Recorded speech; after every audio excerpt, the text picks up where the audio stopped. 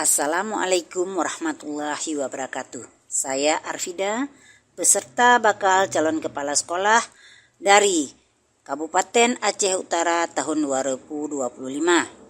Saya berasal dari sekolah SD 21 Luk Sukun. Untuk memenuhi penugasan mandiri LK4, saya telah menganalisis kasus 4 dengan menggunakan kerangka 9 langkah pengambilan dan pengujian keputusan.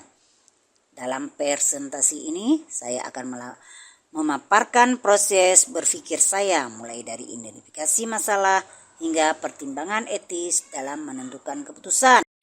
Nah, apa saja penugasan mandiri LK4? 9 langkah pengambilan dan pengujian keputusan. Kasus 4. Di perpustakaan sekolah, Rara sedang bertugas sebagai petugas piket kebersihan kelas. Saat sedang merapikan meja, ia menemukan sebuah dompet berisi uang di bawah kursi. Tanpa pikir panjang, Rara mengambil dompet tersebut dan menyimpannya di tas. Menganggap itu adalah rezeki non-plok karena tidak ada orang lain yang melihat. Beberapa saat kemudian, terdengar pengumuman dari Bu Sri, guru pustakawan, bahwa Nina, salah satu siswa kelas lain, kehilangan dompetnya saat membaca buku di perpustakaan. Tari, yang kebetulan berada di perpustakaan sejak awal, melihat dengan jelas Rara mengambil dompet tersebut dan memasukkannya ke tas. Kini Tari menghadapi dilema. Di satu sisi, ia tahu bahwa dompet itu milik Nina dan kejujuran adalah nilai yang harus ditegakkan. Di sisi lain, Rara adalah sahabat dekatnya yang sering menolongnya dalam mengerjakan tugas dan berbagi bekal setiap hari. Jika Tari melaporkan hal tersebut atau menegur Rara, besar kemungkinan hubungan mereka akan rusak dan Rara tidak akan bersikap baik lagi padanya. Dari pertanyaan kasus 4, bagaimana seharusnya Tari menyikapi situasi tersebut? Jawabannya, Tari dapat terlebih dahulu berbicara dengan Rara secara tenang.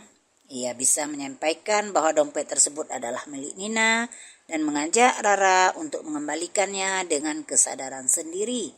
Cara ini membantu Tari tetap menjunjung tinggi nilai kejujuran tanpa langsung mengganggu hubungan pertemanan mereka. Akan tetapi, apabila Rara tetap menolak mengembalikan dompet itu, Tari perlu melaporkan situasi kepada Bu Sri karena mengembalikan barang temuan adalah tindakan yang benar. Pilihan ini mungkin terasa berat, tetapi lebih baik dilakukan demi keadilan dan untuk mencegah masalah lebih besar di kemudian hari. Berikut analisis yang telah saya lakukan dengan menggunakan 9 langkah pengambilan keputusan dengan menjawab setiap pertanyaan dari setiap langkah berikut ini. Nah, ini dia langkah-langkahnya. Langkah 1, apa saja nilai-nilai yang saling bertentangan dalam kasus 4? Berikut analisis yang telah saya lakukan dengan menggunakan 9 langkah pengambilan keputusan dengan menjawab setiap pertanyaan dari setiap langkah berikut ini. Nah, demikian langkah-langkah. Langkah 1, apa saja nilai-nilai yang saling bertentangan dengan kasus 4? Jawabannya, nilai yang saling berhadapan dalam situasi ini adalah kejujuran dan keadilan yang menuntut pengembalian barang milik orang lain dengan nilai loyalitas serta persahabatan, yaitu keinginan untuk tetap menjaga hubungan baik dengan Rara. Langkah kedua, siapa saja yang terlibat dalam situasi pada kasus 4? Jawaban, pihak yang terlibat dalam peristiwa tersebut meliputi Tari, Rara, Nina sebagai pemilik dompet, serta Bu Sri yang bertugas sebagai guru pustakawan. Langkah ketiga, fakta-fakta apa saja yang relevan dengan situasi pada kasus 4? Tari menyaksikan sendiri saat Rara mengambil dompet milik Nina dan menyimpannya ke dalam tasnya. Rara adalah teman dekat Tari dan tindakan tersebut dilakukan tanpa diketahui siapapun.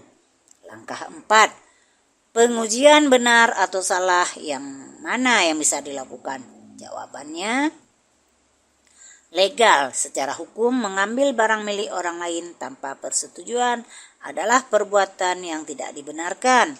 Regulasi, tindakan tersebut melanggar tata tertib sekolah yang menuntut kejujuran.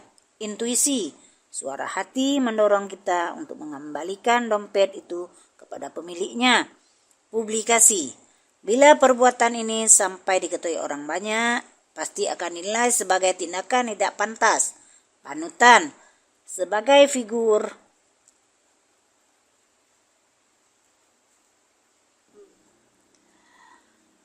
panutan, seorang figur yang menjadi teladan tentu akan memilih bersikap jujur. Langkah 5. Pengujian paradigma benar lawan benar, yang mana yang bisa dilakukan? Jawabannya, situasi ini menimbulkan dilema antara bersikap jujur atau tetap loyal, serta antara memperhatikan kepentingan pribadi dan kepentingan bersama. Upaya melindungi reputasi sahabat berhadapan langsung dengan tanggung jawab untuk menegakkan keadilan bagi Nina. Langkah 6. Prinsip resolusi yang mana yang bisa dilakukan? Jawabannya, prinsip yang paling sesuai ialah berpikir dengan landasan kepedulian, yaitu membuat keputusan dengan mempertimbangkan kebaikan dan kebermanfaatan bagi semua pihak dalam jangka panjang. Langkah 7. Adakah opsi lain yang lebih kreatif, adil, dan bijaksana yang bisa dilakukan? Jawabannya, Tari sebaiknya mengajak Rara berbicara terlebih dahulu secara pribadi, memberi ruang bagi Rara untuk mengembalikan dompet dengan tenang tanpa memperbesar situasi. Jika Rara tidak bersedia, barulah Tari menyampaikan masalah tersebut kepada Bu Sri. Langkah 8. Apa keputusan akhir ibu bapak ambil sesuai dengan analisis kasus 4? Jawabannya, Tari sebaiknya menegur Rara dengan cara yang baik dan tenang, kemudian menjelaskan kepada bahwa mengambil dompet tanpa izin merupakan perbuatan merugikan Nina serta bertentangan dengan nilai kejujuran yang harus dijunjung di sekolah. Setelah itu, Tari memberi kesempatan kepada Rara untuk memperbaiki kesalahannya dengan mengembalikan dompet tersebut secara sukarela. Namun, apabila Rara tetap tidak mau mengaku atau menolak mengembalikannya, maka Tari perlu melaporkan kejadian tersebut kepada Bu Sri agar masalah tersebut ditanggulangi secara adil dan sesuai aturan. Langkah 9.